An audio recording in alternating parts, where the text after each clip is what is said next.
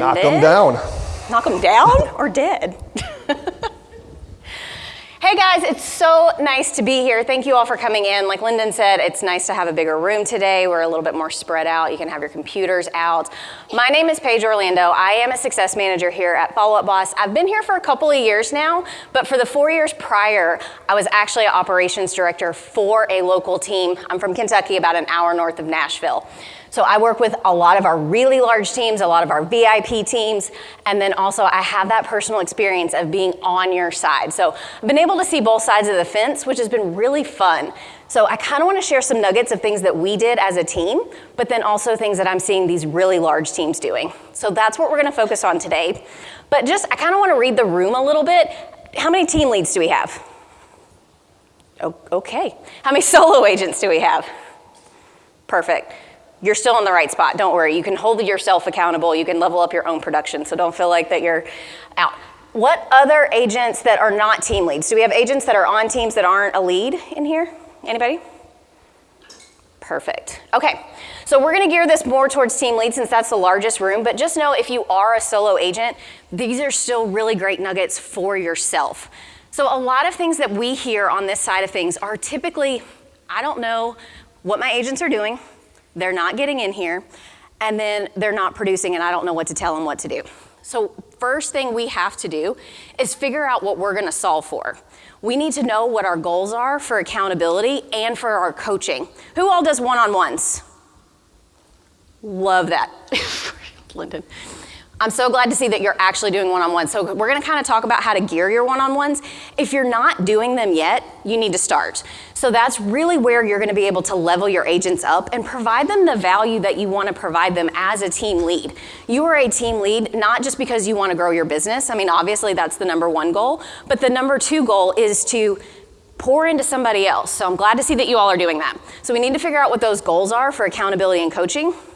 We need to figure out what they need to be doing and what you need to be doing on a daily basis in order to be able to coach and hold those people accountable. And then we're gonna talk into how this mindset shifts us into large amount of growth. I kind of imagine, but I'm just gonna ask, as a team lead, are you looking to recruit? Are you looking to grow your team? Yes? Perfect, okay. So see, you're all in the right spot. And then we're gonna just talk about some simple action items. I know that these sessions are a lot. We throw a lot of information at you, but also at the exact same time, we want you to be able to go home on Monday and know, what am I gonna do with this? I've heard a lot of valuable information, but what's my homework? So we'll talk through those things as well. So the first thing that we're gonna talk about is what are our goals for accountability and coaching? The first thing, goal-wise, that we have for you is your mindset, and the mindset that you need to be coaching to your agents. And that mindset, who's heard if it didn't happen in Follow Up Boss, it didn't happen? I hope all of you have heard that. Perfect, because that is the mindset that you need to be having for yourself and then also for your teams and for your agents. Because if they are not in here, you can't do your job. You can't level them up and you can't hold them accountable because you have no idea what they're actually doing. So having that mindset is the first thing that we want to have in here. Our second goal is to lead by example. Are all of our team leads, are you all still in production? Who's still in production? Okay, perfect. So you're gonna be the role model here. You have to lead by example. You have to live and breathe and Follow Up Boss and show them how to do it. You can't just tell them to do it, they're not going to. It's plain and simple that way. So when you are showing them, this is how I've seen success, that builds your credibility, that builds your leadership role, and then that's how you can also know how to troubleshoot with them in those one-on-ones. So you're gonna house everything in FUB. I know that we've talked a lot about Team OS, we've talked a lot about, this is your operating system. It's not just your CRM anymore. We have everything in here. Not only do we know what's happening with our contacts, but we also now know what's happening in our business because it's all right here. So what can we do on a daily basis? And I think that it's pretty simple. There's no like magic sauce when it comes to this. It is doing what you're supposed to do consistently and correctly every single day. You're gonna log all your communications, you're gonna log all those appointments, and you're gonna have your deals inside Follow Up Boss. Who uses the calling piece? Do you all use your FUB numbers? FUB numbers, yes, team FUB numbers. That is gonna be your biggest piece when it comes to logging that communication because you know that it is really hard to just type those notes in all the time. That's gonna log and track for you in real time without having to type in those notes. So I'm gonna say that again. That logs it and it tracks it for you, not only for yourself, but also for your agents. So we have those pieces there where that's gonna allow us to dive in deeper with our agents and with our team. Smart List 0. Lyndon's gonna talk about this a little bit more in depth in his, or a lot more in depth actually. But if you're working your Smart List accurately, we'll look at this in the demo account in just a minute, but that's your first line of seeing is, are your agents in here? Are they communicating with those pieces? If your lists are dynamic, they're not asking you who to call, when to call, all of those pieces. They already know. You've set it for them, and now they just have to go out and do it. So having that day-to-day expectation, we're logging our communication, and we're working through those smart lists in a very proactive way. And the key is consistency. If we do things consistently and correctly, that's where we as a team lead or as a solo agent are able to analyze and review and reflect and see what's working for us, what's not. How do I get back on track? So coming into our demo account, I just put myself in here so that we didn't call any other like random person and they answer the phone or anything like that. But you've seen these contact profiles every single day. So we want to be able to just log that communication. I love to see that you all are using that calling feature. Do you hear, show of hands, do you hear a lot of agents resistant to the calling inside Follow Up Boss because they just want to use their cell phones? Perfect. This is your opportunity to stop by the expo hall and talk about call trust as well, if you'd like, because that is going to be what allows you to brand yourself and be able to see, but also letting them know if you're providing them leads, you have to know what they're doing with them. That is an investment that you are making. Those are your dollars. So if they're not logging it in Follow Up Boss, you don't get the lead because that's my investment. I want to be able to provide that for you. But I also have to know what lead sources are working well for me. What isn't? What is your activity doing? So if you have that resistance, I get it, but that's where accountability really starts. If you didn't log that call in Follow Up Boss, I assume that you didn't get it. I assume that you didn't take care of it, which means I can't give you leads. I have to give it to people where I know what is happening with the investment that I'm making. So really, really drive that home. And again, leading by example, using that calling piece. I love that so many of you are using that already, but you have that information right there. If we're doing that on a day-to-day basis, if we're logging that communication, we're changing those stages. We have well-defined stages that we're going to learn how to do in our next session with Lyndon. If we have those defined, that's where our smart lists really become life for us. This is our ride or die. This is where we are living and breathing, and this is where you as a team lead can see, are these at 0? If they're not at 0, whose aren't? Were they sick that day? Are they on vacation? Is the number astronomical? That's your first telltale sign as a team lead that somebody's activity needs to be reviewed and there needs to be a conversation. As solo agents, you solo agents in here, this is your goal. Have this at 0 every single day because that's your proactivity. If these lists are at 0 because your stages are well defined and you're communicating through Follow Up Boss, then that lets you know that you've gone through all of that proactivity. You haven't lost a lead because we're surfacing them for you in real time. So this is your first layer for accountability and for coaching. My favorite part, I'm going to try not to go down a rabbit hole because I'm a data nerd. I really love our reporting metrics. There are so many different ones in here. I'm only going to kind of touch on a couple that are my absolute favorites, but this is really where one-on-one should be going through.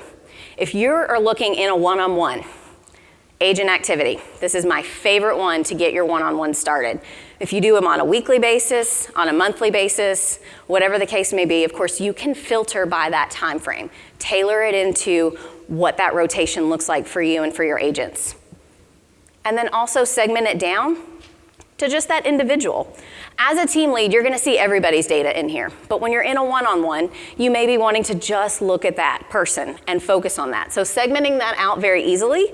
And now we can see how many calls have you made this week? How many appointments did you set? If you're seeing here that he has made 10 phone calls and he's supposed to have 25 because you know that that's where your KPI is, that's an accountability piece. If you see that he's made 100 phone calls, but we don't have any appointments, That's a coaching opportunity. How have we made 100 phone calls and not secured an appointment? So this begins to allow you to see and analyze exactly what that person is doing and dive into that activity to provide them better encouragement and better coaching. Really great place to start. Fun little fact, if you're clicking through these and it feels a little like manual every week, these hyperlinks are individualized. You can actually just grab those and bookmark them so that when you're pulling up for that one-on-one, you can just click right over there to that and you don't have to worry about the toggling situation. So just a little pro tip there. If we're talking about our activity, let's say we've made 100 phone calls here, but we don't have any appointments. That's when my next favorite report is our calls report. We have this piece here because if they're using your follow-up boss number, we can now segment out how long you're on the phone. If you've got 100 attempts, but you've not had a call that's lasted 1 or 2 minutes long, are we just logging stuff for the sake of logging it? Why aren't we having conversations? If we have 20 conversations, meaning they've lasted longer than 2 minutes, and we don't have appointments, there's your coaching opportunity. Click into those people. If you've got the call recording turned on, listen to those calls with your agents. What could they have done better? What better objection handling do they have? Is it a scripting situation? How are we having so many great conversations, but we're not securing those appointments? So again, you're using this information to discover what's happening with your teams and with your agents to have better conversations and to have better one-on-ones. So really use these as a tool as a team lead, but it all starts with that day-to-day interaction. This is worthless if they're not in here and using the system on a daily basis because you've got zero information. So it all starts with, I can't coach you until I can see what you're doing. So it's not like a big brother situation. It's really I need to be able to coach you. So again, for solo agents, if you have a coach, if you're working on, go back and listen to your own phone calls. It's kind of weird to hear your own voice, I know. But go back in and listen to those pieces. See what you could have done better. See what you really killed it at.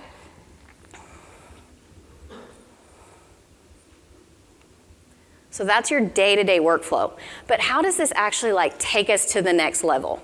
If we're providing this with If we're providing this with our agents right now, you're gonna scale them up, they're gonna close more deals. They're gonna have more success, which then provides you with more credibility. When you can go to an agent for recruiting and say, I have coached 20 of my agents and they have 10x'd their production following this system, this becomes a huge value when it comes to recruiting. You're giving them a business phone number, you're giving them a branded email probably, and now you're giving them a tried and true process that you can prove works. So you're able to see and you're able to coach with that. So we're growing our business internally with the agents we already have, which then catapults us into growing our team with more and more agents and continuing to let that flow. So use these reporting pieces to close more deals, review what's actually happening in here, and then that's where your recruiting comes in. So it all kind of ties together here. We're working on our production internally, and now we're gonna be able to launch that out to the masses. So a couple of other things. We do have some mics. I'm gonna take questions here in just a minute. We do have some mics. I forgot to say this in the beginning. If you've got a question, just raise your hand. They're gonna get a mic to you. We are recording, so we wanna make sure that your questions are recorded. So just hold your hand up. What's that? Whoop. Oh, okay. So we'll get those mics to you and we'll get those questions answered. Your action items today is very simple with your homework. Lead by example. If you are not already living and breathing in here, your agents are not gonna live and breathe in here. This is how we have to navigate them and we have to move that ship in the right direction. It starts with us. So we have to do that for ourselves. It starts with us. So use those reportings in your one-on-ones.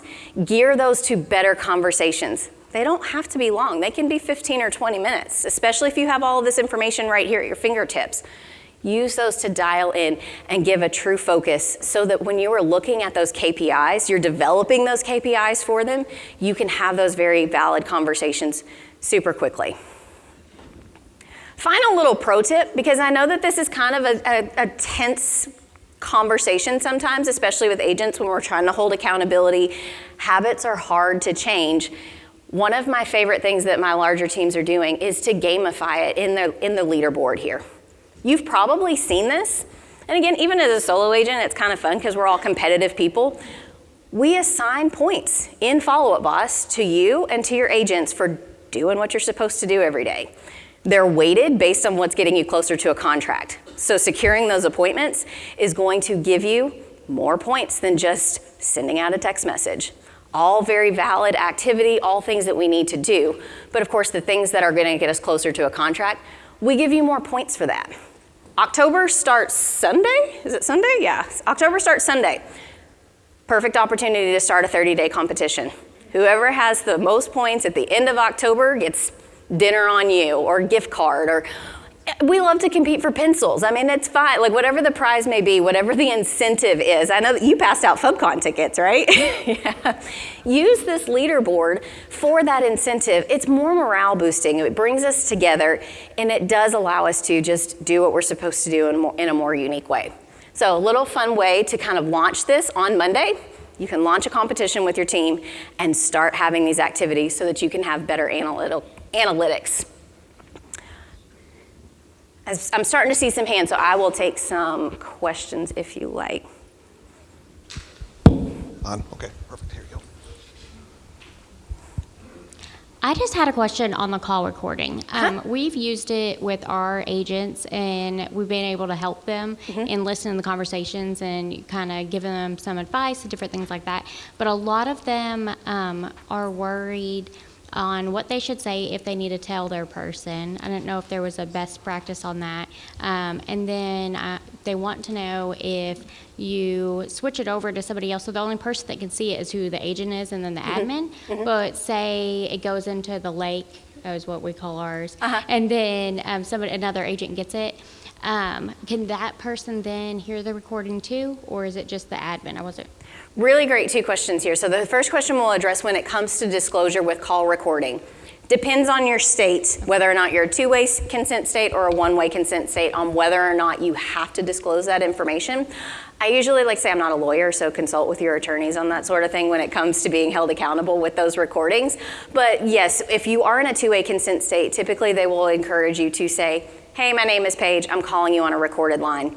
In this day and age, I just made myself sound really old, but in this day and age, it's very common to hear that you're on a recorded line, and we typically don't see with those larger teams that it is an issue.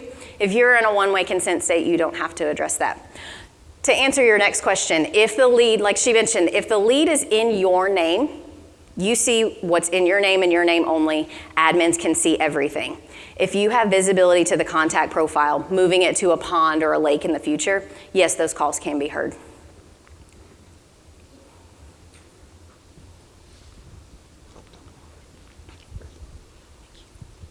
Hi. Hi. Thank you for doing this.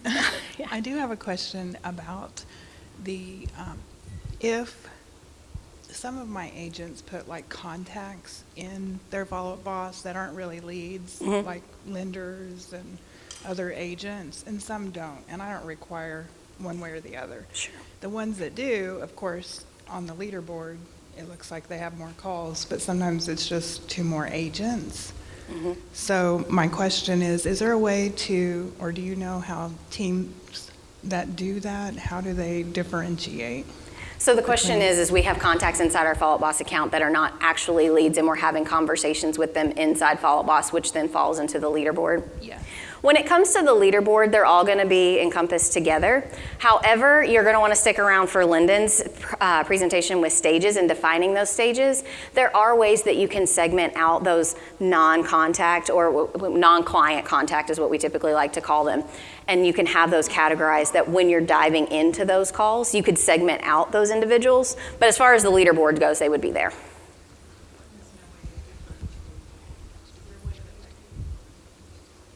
That would be something to, she was asking if that's something that could be built in. At this time, this is not modifiable. Oh, this turned off. But we do have that roadmap. So if you've got suggestions and you have feedback, and if it's really critical to your business, we love to hear that particular feedback. So definitely submit that. I think there's somebody in the back, right? Yes.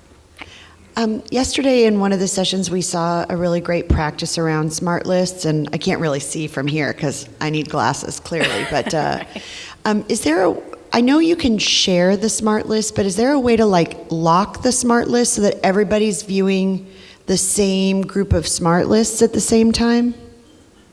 So if you are, as an admin, if you've created a smart list and shared it with everybody, if they modify it, they would actually have to duplicate it in order for those filters to be saved. So they can't modify the one that you've shared with them. They can create their own, but if you do that and they make those modifications, it wouldn't update for everybody else.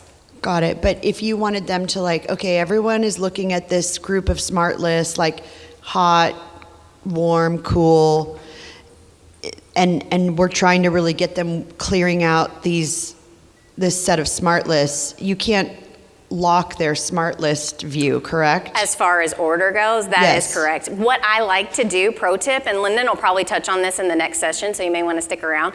One of our favorite things is to number them, because most of us, our OCD kind of gets into control, and if you've got 9 ahead of 6 and 5, most of the time they'll go in and manage lists. And it's kind of, again, that's a team lead coaching opportunity. We want them numbered in priority, get them in this order to be able to work through those things. Thank you. Absolutely. Quick question for you. Leaderboard stuff, cool. Can we weight the activities ourselves? Assign 2 points to a call instead of 1, for a text, et cetera, et cetera? The question is can we weight the points when it comes to the leaderboard? The short answer to that is no.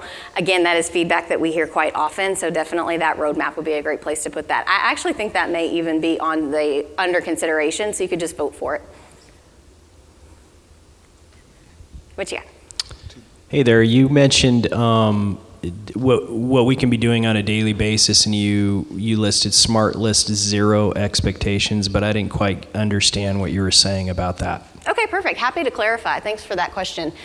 You're going to want to stay around for Lyndon's. I'm just going to plug him shamelessly over here when you have these. Smart list 0, when you're working through the session with Lyndon later, when you get your stages fully defined, we like to say with these smart lists, they are dynamic because they have when the last time you had a communication with them. So when you log a call, a text, or an email, just by having those conversations, these people fall on and off these lists in the strategy time of how often you should follow up with them. So as soon as you log that call or text, they fall off this list, which then means once we've called all of those people on that list, it's at 0.